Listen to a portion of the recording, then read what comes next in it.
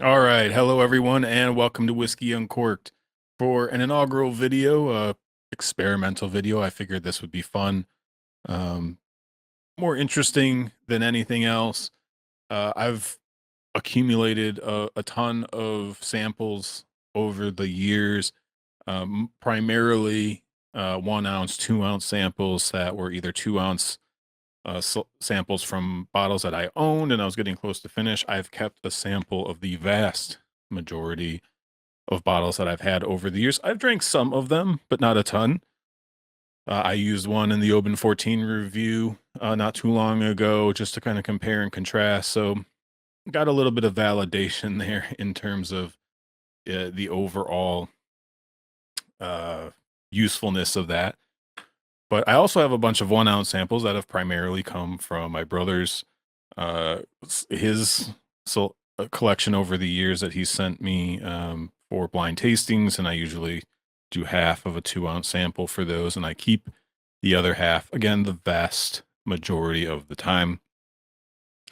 So I thought, hey, why not do something a little bit more fun and just kind of throw all of those sample bottles into a random number generator, in this case, a whiskey wheel, and spin it, see what it comes up with. I'll go track down that bottle. My collection of samples isn't highly organized, but I'll go find it and we'll just kind of taste it live. If it's a 2 ounce sample, I'll pour half of that. It's a 1 ounce sample, I'll pour the whole thing. I do reserve the right to veto in case I did have something in there that I was intending on keeping for later, whether for another video or it's just a really special bottle or something like that that I've forgot about and I haven't added, haven't removed from that overall list. I've just copied and pasted my spreadsheet that I basically use to track everything. And yeah, we'll just do a kind of off the top of my head review of that particular bottle. Also, if I've reviewed it on the channel already, since I've only been around for a year, I'll obviously not include those samples as well, at least not for the time being. If this is something we continue to do in the future, then eventually those things will make it back into the rotation. But yeah, I don't know. Let's kind of see what happens here. Different camera setup so I can share my screen. I can show the wheel spinning and all that stuff. So hopefully it turns out okay. We'll see. You got to experiment here and there, but yeah, let's get the screen up here. Yeah, there we go. All right. So I believe it says there are 333 entries in here. This consists of everything. There's bourbon, ryes, Scotch whiskeys. There's basically everything. I didn't include rum in this for the time being, although that could be something fun to do in the future. I think that that's the only thing that I've excluded that I might have in samples. So yeah, let's give it a spin. I'll go track down the bottle, probably pour it, let it open up for a minute, and then we'll go from there. All right. The inaugural whiskey wheel spin. Let's see. This could be anything. Hopefully this isn't a disaster. But 1, 3, 2, 1. All right. What are we gonna get here? Was something good?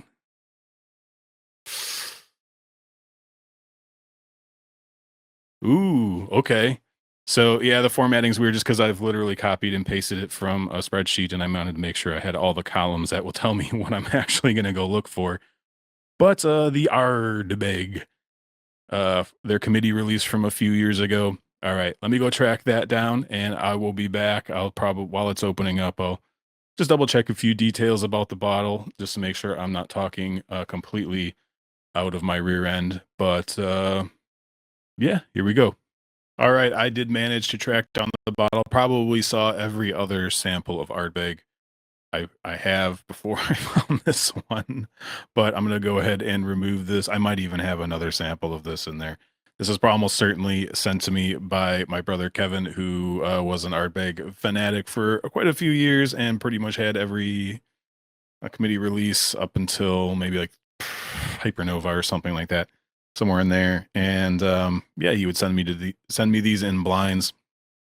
So let's go over just a few details about it. I don't want to get too much into like price and value. Obviously, I know Ardbeg Committee Release always going to evoke some kind of emotions, but yeah, this came out. Looks like it was bottled in 2020, matured completely in X rye casks, and I think that was what the Ardbeg page said. Let's see, wholly matured in X rye casks. Yep, and is bottled at 51.8% ABV, and don't know. I could look up exactly what I rank this as. It'll take me a little while. I've got spreadsheets and spreadsheets of um, blind tastings, but you know what? Why don't I take a quick look? I'll be right back and just kind of let you know how this did. Unfortunately, I don't think I dated the tasting, so I won't know exactly when it was, but we'll be right back. All right, so I think I found the tasting. I only found it once, so maybe he only did send this to me one time. But it was really early on in his overall journey after probably within the first year or so of him being into whiskey. And um, so it was with other peated whiskey, but the ABVs were all over the place. I don't think his selection was probably that great. It lost out to the Corey Vrecken of Ardbeg. That was the winner of that particular blind. And there was like a Lagavulin and there was like a bottle of Octomore in there. And well, this came in second though. I did actually like this, at least at the time, and relative to those whiskeys. Although I have to imagine the Octomore would probably win out for me this time. Although it's been a long time since I've had a bottle of the Corey Vrecken. So, anyways, we're not going to talk too much about pricing and value and all that stuff. We all know it doesn't matter if you want this bottle, you're gonna have to get it on the auctions, if you want it or not. But yeah, let's give this thing a nose and taste and see how I like it today, because it's probably been that would probably put us in kind of 2021 time frame. Obviously released in 2020, so yeah, it was probably 2021 or so when the last time I tried this. So let's see how it's doing. Full, very Ardbeggy nose. I'm looking for rye cast, trying to find some herbal spice, some sort of florality to it. When I say fully matured, obviously especially with like American casks, one thing that never really gets talked about is how long that whiskey spent in the barrel. Like how much are you going to get in terms of oak, because that bourbon's doing work on the cask, or in this case rye. So sometimes if it was well-aged whiskey, it's probably going to behave very similar to a refill cask, since the contents of the casks themselves don't have a massive impact when it comes to like bourbon and in this case rye, because I'm not getting a ton that's just immediately obvious. There's a little bit of a darker kind of charry note, some slight florality, but it's pretty tame. It certainly doesn't smell like American rye whiskey. It smells like scotch. It smells like a good Ardbeg, really. It does. I mean, but it's again, part of my problem with the committee releases was always that there just weren't stark enough difference from each other and even some of the core range stuff. So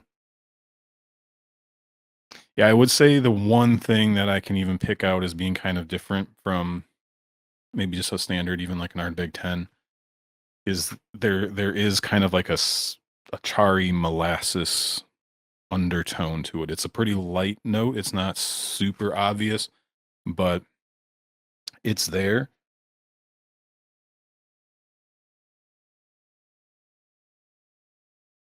Yeah, charred molasses or something like that, but it's subtle. I like it. The nose is good. And again, I don't know if I've ever had an Ardbeg committee release that I was like, "Oh, that smells terrible," or "It's not fragrant." Obviously, I'm not an expert. I don't. I've bought very few of them over the years, but Yeah, I mean, it smells good. It doesn't smell miraculous. If this was $150 bottle or something like that, probably not quite $150 for me, but um, why don't we go ahead and give it a taste and see if it holds up, if it's as good as my blind tasting 3 or 4 years ago says that I enjoyed it. So here we go. Cheers. Okay. So on the palate, definitely more floral.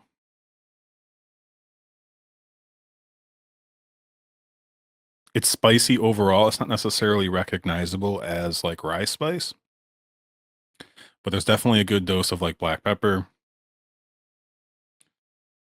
It's definitely not shy. It's flavorful. Getting some good oiliness on the palate.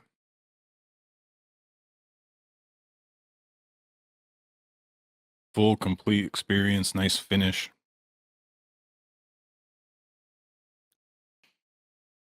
A little bit drying now, getting some oakiness, getting like it's not super high ABV, obviously. The committee releases usually aren't super high, low 50s, if that. Hmm. Some chocolate now. Nice finish. It's very slow developing, but spicy chocolate. A little bit floral, malty. Then you got obviously your Ardbeg. Your Ardbeg ashiness is very present, and just ultimately doing a lot of work. So this is identifiably Ardbeg. The cask maturation is present but subtle. It's pretty well integrated. But yeah, let's do one last sip just to see if anything else comes out. And yeah, we'll give this some sort of a score. It's a asterisk next to it just because I got an ounce of it, and that's all I'm gonna have of it because I do not have a bottle stowed away of this particular one. But here we go. One last sip. Cheers.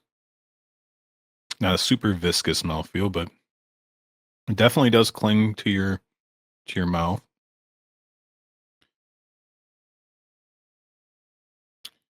Yeah, I like the cask influence on this. So this works pretty well. I think it is fairly subtle, but with every sip, I think it's a little bit more apparent.